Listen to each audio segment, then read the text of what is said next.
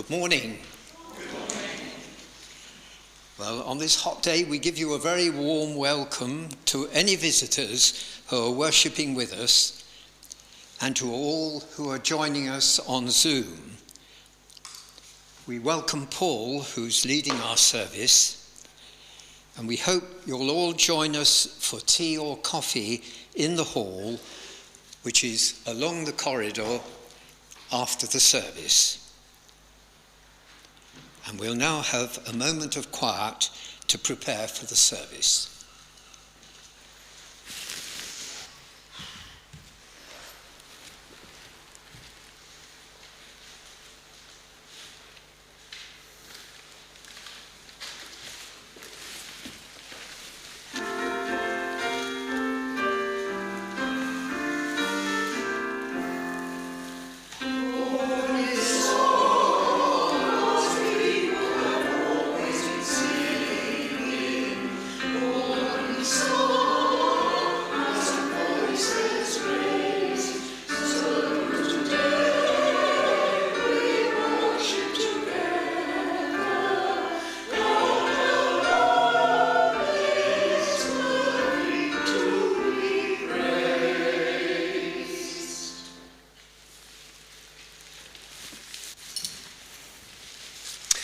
Thank you and good morning everyone. A very warm welcome to those of you who are here at church and keeping as cool as you can. And well done for coming in nice light summer clothing too. And welcome to those on Zoom and those who are streaming. You can wear what you like. We do have plenty of water at the back in jugs and glasses and bottles. If you get warm during the service and you just feel like taking a stroll outside, do just pop out. Don't stand on ceremony. Go and have a bit of fresh air outside. It might be cooler in here though, you never know. In our worship this morning, we will be celebrating music, and we will do that partly through our prayers, through a Bible reading that speaks of a rather wondrous and wonderful encounter with music, and also by our song as well. And the choir will be leading, as they have with an introit, some of our music that will guide our prayers and our worship as we all sing as well. All of the words of the hymns this morning will be on the screen. Our first one is not in a hymn book, so is only available on the screen. This is a hymn that was written specifically for summertime, so it seemed very appropriate for today. It's called "You Are the Start of Time, You Are the End."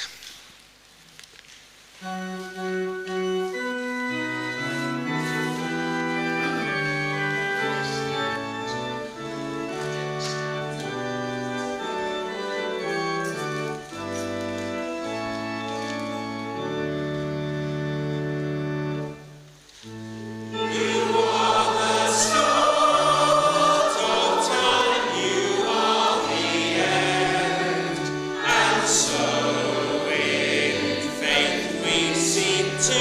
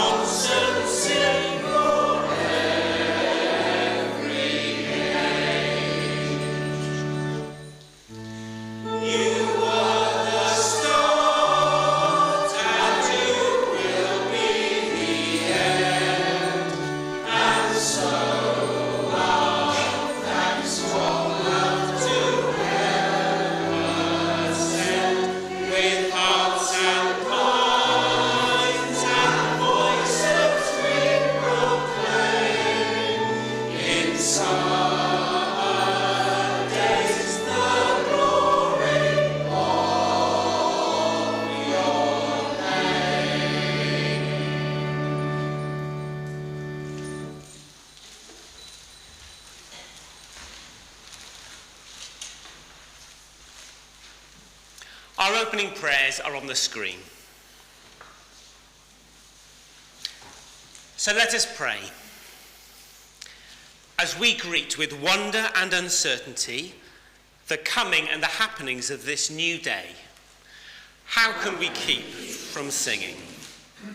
As we see holiness in ordinary places where people in all their depth and mystery work and play, laugh and cry, where life is cherished, sustained and handed on, how can we keep from singing? As we oppose all that denies life in all its fullness and variety, in our lives, in our communities, our world, how can we keep from singing? As we weep over injustice, rejoice in goodness, and love outrageously, how can we keep from singing? As we affirm our hope for tomorrow and our faith in the indefinable, how can we keep from singing?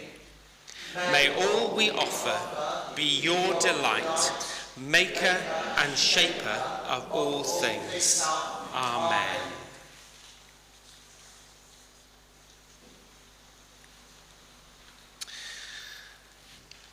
Got some music to play for you now, and I would like you to tell me the name of this song and who wrote it.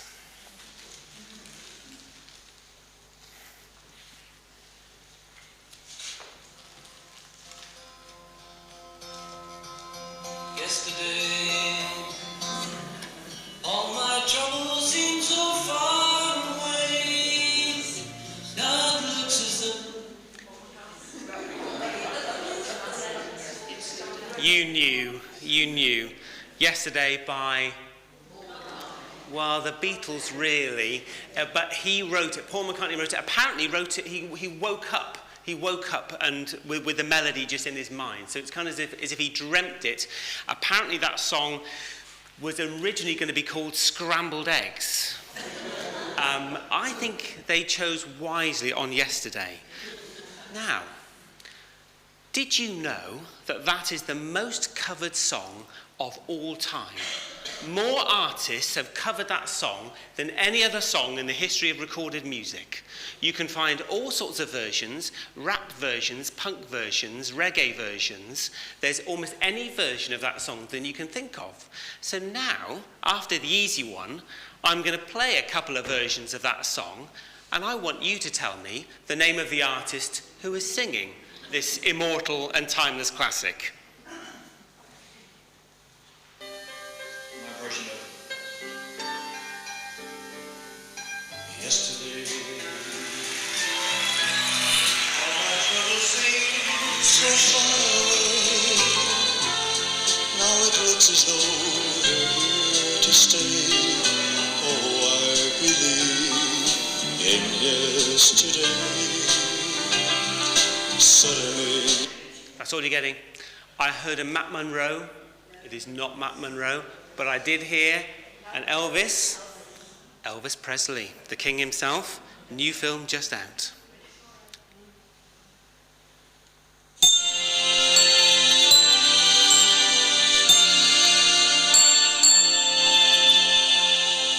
Yesterday, all my troubles seem so far away. Now it looks as though they're here to stay.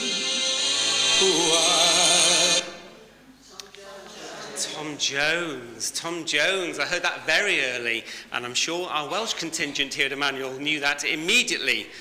Tom Jones, well done.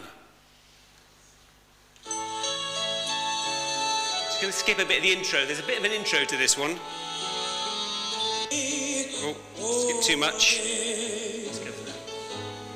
All my troubles seem so